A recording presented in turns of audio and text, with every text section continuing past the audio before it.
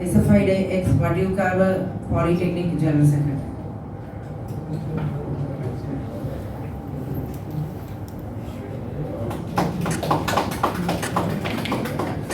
Sri Akhil Shankar, ex-DYFI Namaikulam President, Kilimanur Area Committee Member.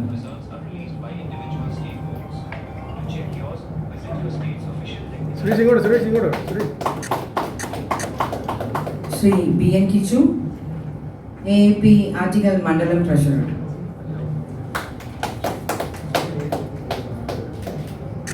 Srimati Rashmi T.S., AAP Women's Wing State Mun Secretary.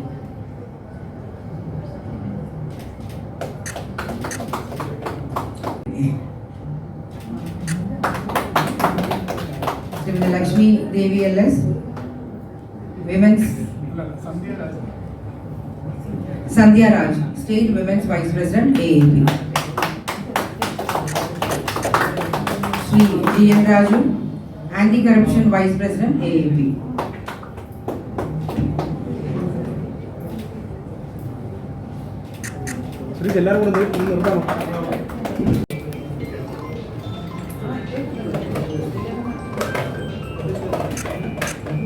Okay.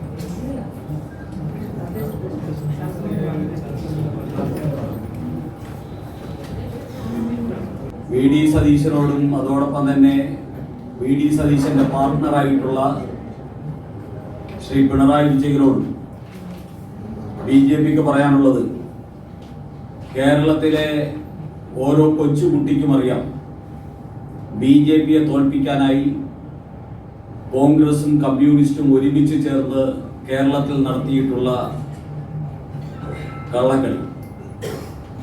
അത് തിരുവനന്തപുരത്തുനിന്ന് പറഞ്ഞു തുടങ്ങിയാൽ തന്നെ നിരവധി ഉദാഹരണങ്ങൾ നമ്മുടെ മുമ്പിലുണ്ട്.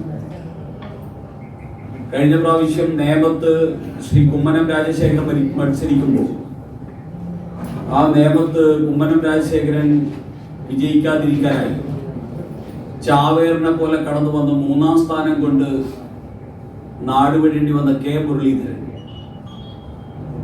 മുരളീധരന്റെ ലക്ഷ്യം ബി.ജെ.പിയെ തോൽപ്പിക്കലായിരുന്നു. അതേ മുരളീധരൻ തന്നെയാണ് തൃശ്ശൂരിലും സുരേഷ് ഗോപി ജയിക്കുമെന്നുള്ള സാഹചര്യം വന്നപ്പോൾ ഇടതുപക്ഷത്തെ സഹായിക്കാനായി അവിടെ പോയി മത്സരിച്ച് 3-ാം സ്ഥാനം കൊണ്ട് തൃപ്തനാകേണ്ടി വന്നു. ബി.ജെ.പി ജയിക്കാൻ സാധ്യതയുള്ള സ്ഥലത്ത് ചാവേറാകാൻ വേണ്ടി തയ്യാറായിട്ട് നിൽക്കുന്ന കെ മുരളീധരനും, ആ മുരളീധരന്റെ ഉദ്ദേശം അവിടെ CPM-നെ വിജയിപ്പിക്കലായിരുന്നു. അത് കഴിഞ്ഞ പ്രാവശ്യം നേമത്ത് വിജയിച്ചു, പക്ഷെ തൃശ്ശൂരിൽ ഞങ്ങൾ പരാജയപ്പെടുത്തി. അതായിരുന്നു അവിടെ സംഭവിച്ചത്. അതുപോലെ തന്നെ നമുക്ക് കാണാൻ സാധിക്കുന്നത്, കഴിഞ്ഞ വട്ടിയൂർക്കാവ് തെരഞ്ഞെടുപ്പിൽ ശ്രീ കുമ്മനം രാജശേഖരൻ മത്സരിക്കുമ്പോൾ മാർക്സിസ്റ്റ് പാർട്ടിയുടെ വോട്ടുകൾ കെ മുരളീധരന് നൽകിയിട്ടാണ് കുമ്മനം രാജശേഖരനെ പരാജയപ്പെടുത്താനായിട്ട് ശ്രമിച്ചത്. അത് തിരുവനന്തപുരത്തുകാരും വട്ടിയൂർക്കാവുകാരും ആരും മറന്നിട്ടില്ല. കെ മുരളീധരൻ തന്നെ പറഞ്ഞതാണ്, എനിക്ക് ഇടതുപക്ഷ വോട്ട് നൽകി, അങ്ങനെയാണ് ഞാൻ ജയിച്ചത് എന്ന് കെ മുരളീധരൻ തന്നെ സമ്മതിച്ചിട്ടുള്ളതാണ്. അതുപോലെ തന്നെ ഷാഫി പറമ്പിൽ ഈ ശ്രീധരൻ എന്ന് പറയുന്ന കേരളം കണ്ട ഏറ്റവും പ്രഗത്ഭനായിട്ടുള്ള ഒരു മനുഷ്യൻ, കേരളം ആഗ്രഹിക്കുന്ന, നിയമസഭയിൽ എത്തണമെന്ന് കേരളം പൊതുവെ ആഗ്രഹിക്കുന്ന ഒരു മനുഷ്യനായിരുന്നു ഈ ശ്രീധരൻ. അദ്ദേഹത്തെ മുന്നിൽ നിർത്തി പാലക്കാട്ട് ബി.ജെ.പി NDA മത്സരിച്ചപ്പോൾ ഷാഫി പറമ്പിലിനെ ജയിപ്പിക്കാനായി SDPI ഉൾപ്പെടെയുള്ള സംഘടനകളുമായിട്ട് ചേർന്ന് CPM നടത്തിയ വോട്ട് കച്ചവടം, വോട്ട് മറിക്കൽ ഈ കേരളം മറന്നിട്ടില്ല.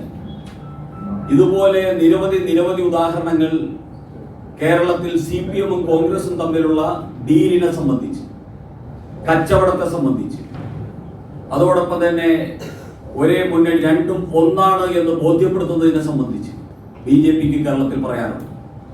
ഇനി പാർലമെന്റ് തെരഞ്ഞെടുപ്പാണെങ്കിൽ തിരുവനന്തപുരം പാർലമെന്റിൽ ശ്രീ രാജീവ് ചന്ദ്രശേഖർ മത്സരിക്കുമ്പോൾ ഇവിടെ 14-ൽ 13 അസംബ്ലികളിലും ഇടതുപക്ഷ MLA-മാരുള്ള ഒരു ജില്ലയാണ്. ഈ ജില്ലയിൽ എന്തുകൊണ്ട് CPM ഇടതുപക്ഷം 3-ാം സ്ഥാനത്തേക്ക് തള്ളപ്പെട്ടു?